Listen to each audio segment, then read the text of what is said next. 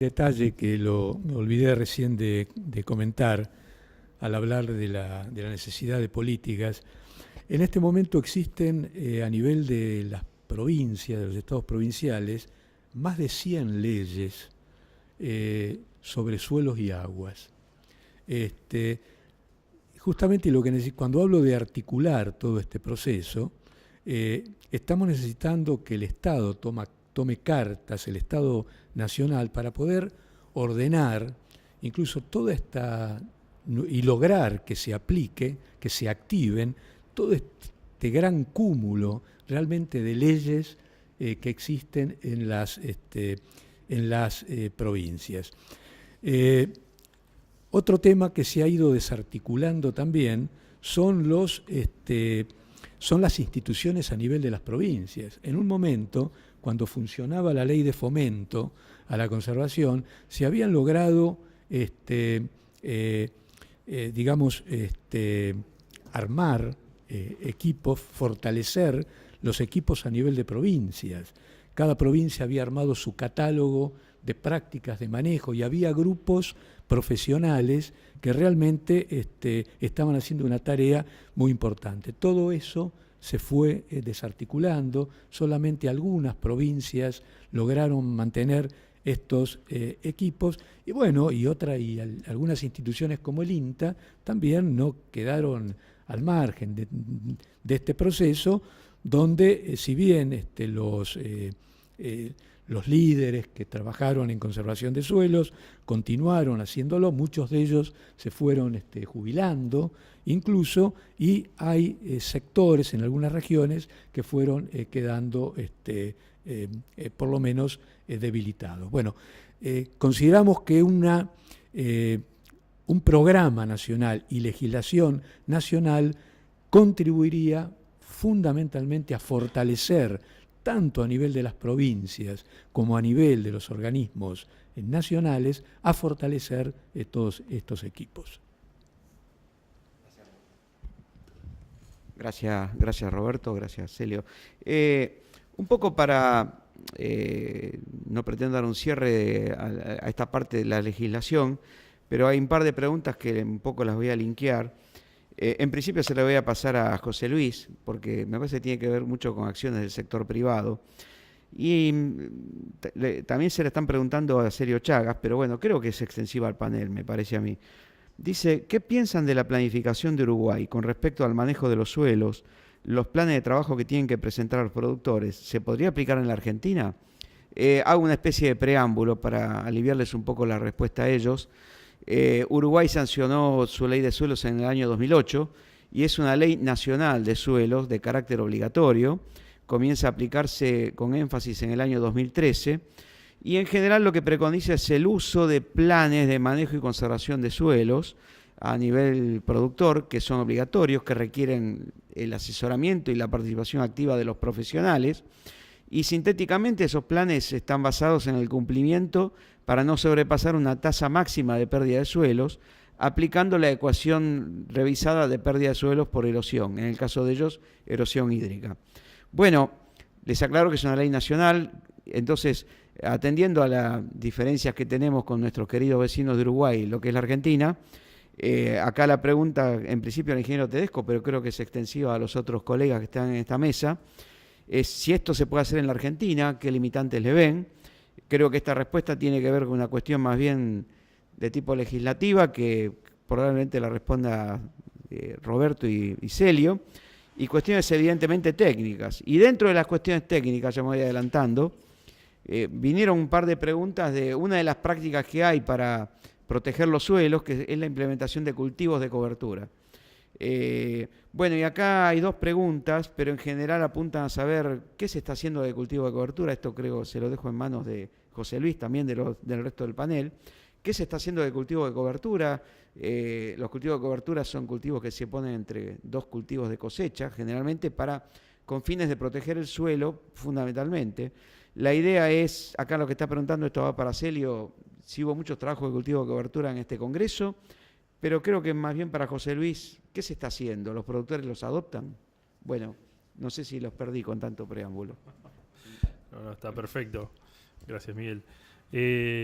Bueno, principalmente nosotros tenemos que pensar como productores que manejamos agroecosistemas. Y cuando pensamos en que manejamos agroecosistemas, tiene que ver con todas las interacciones de estos ecosistemas agropecuarios.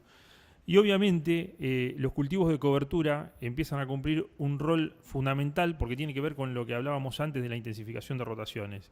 En muchos lugares, sobre todo cuando nos vamos más hacia el oeste y en ecosistemas más frágiles, se vienen haciendo muchas experiencias, ya que hay productores que lo han implementado de manera continua, los cultivos de cobertura. Y además de tener un gran beneficio en lo que es la estructuración del suelo y generar más vida en el suelo, todo lo que tiene que ver con la rotación, no solamente eso, sino que empezamos a ver que las distintas especies nos aportan distintos servicios a ese agroecosistema. O sea, de acuerdo a la especie que utilicemos, vamos a encontrar otros servicios que nos van a servir para la producción. Y me refiero, por ejemplo, a cultivos de cobertura como Vicia vilosa, que hace un gran aporte de nitrógeno al suelo, y posteriormente, en muchos casos, se hace Vicia vilosa durante el invierno, y a continuación se hace un maíz, se cultiva un maíz que por fecha sería un maíz tardío, y realmente con muy buenos resultados, y bueno, tiene que ver con el balance de nutrientes y una reducción también en los niveles de fertilización, que nos parece muy interesante. Respecto de lo que se vino practicando en Uruguay, nos parece muy interesante esto que se viene haciendo en Uruguay. Realmente nos parece muy bueno lo que han implementado los vecinos y los amigos uruguayos. Y acá en Argentina podría funcionar. La cuestión es siempre lo que tiene que ver con la legislación. Siempre tenemos que tener en cuenta de qué manera se va a controlar que se cumpla esa legislación. Porque si no tenemos controles acerca de... se puede hacer una ley muy buena, pero si no se controla de qué manera se cumple con esa ley, no tiene demasiado sentido. Por lo tanto, no solo puede haber una ley o no, pero también se puede manejar desde el lugar que ya lo mencionábamos antes, los incentivos. Todo lo que tenga que ver con incentivos. Entonces, realmente, esto es una opinión personal, yo creo que si se pudiese generar mecanismos para incentivos sería mucho más beneficioso. Puede estar acompañado con una ley también, pero sería mucho más beneficioso. Así que sí, se están haciendo, para redondear la respuesta, se están haciendo cultivos de cobertura, es una práctica que viene en incremento, y creemos que a futuro, y si encuentra mejores condiciones para la aplicación, se va a incrementar aún más.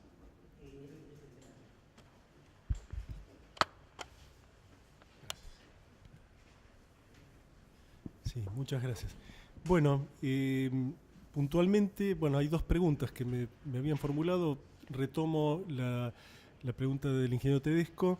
Sí, efectivamente, el tema de cultivos de cobertura ha tenido un incremento sustancial en este congreso. Justamente uno de las personas que habló sobre cultivo de cobertura y expuso su trabajo, mencionó justamente eso, ¿no? Es decir, que en congresos anteriores ni aparecía el tema, y hace unos años ha aparecido con fuerza, y este año realmente hay una cantidad muy importante de trabajos en ese sentido. Saludo porque realmente coincido con el ingeniero Tedesco. Es muy útil su implementación. Y hablando de los colegas uruguayos, cuando uno ve el modelito USLE que ellos tienen en la página de la Universidad de la República, está colgado ese modelito, y van cambiando las versiones, pero en una de las versiones, la 5.9, una versión anterior, estaba justamente en el factor C de cultivo, famoso factor C de cultivo tan importante para los agrónomos. Podemos llevar la erosión a cero con ese factor, aunque sea teóricamente, pero es así, es nuestro factor agronómico, el de las rotaciones, el de las buenas prácticas vegetativas. El cambio en el C con el cultivo de cobertura es realmente impresionante. Por ejemplo, soja, con o sin cultivo de cobertura, el factor C bajaba de una manera dramática. O sea que ese es un tema realmente importante. Y de paso retomo la pregunta con respecto a Uruguay. Una vez escuché que un productor le hace más caso, presta mucha más atención lo que está haciendo el vecino, y si al vecino le fue bien, adopta, y a veces mucho más que lo que él puede leer o quizás, digamos, la tarea del extensionista tan ardua y tan importante, pero a veces si el productor ve que el vecino ha hecho una cosa y le ha ido bien, la adopta. Bueno, nosotros tenemos a nuestro vecino Uruguay y podríamos tomar la misma actitud, ¿no? Si bien Uruguay es un país muchísimo más simple que el nuestro, no tiene los problemas de certificación que tenemos nosotros, nuestra parte húmeda se puede parecer más o menos a Uruguay, por lo menos en el aspecto climático, pero todos los problemas de desertificación que nosotros tenemos en nuestro 75% no, son nuestros y los tenemos en común con muchos otros países de Latinoamérica, y eso requiere una atención muy, muy particular. Claro, acá sí, hay una pregunta, dice, ¿cómo afecta el aumento de las precipitaciones en intensidad en los procesos de erosión? ¿Está cuantificado? Claro, el tema que estamos viendo actualmente es un aumento muy fuerte de la variabilidad climática, y eso se nota en las precipitaciones, y esos cambios en las precipitaciones, por un lado, nos trae erosión eólica en aquellos lugares donde se ha retirado o ha bajado mucho el nivel de lluvias, pero lo que más estamos observando es lo contrario, o sea, en nuestra pradera pampeana húmeda o subhúmeda, pulsos de precipitaciones intensas muy importantes, y que también apuntan a una cantidad mayor anual que hace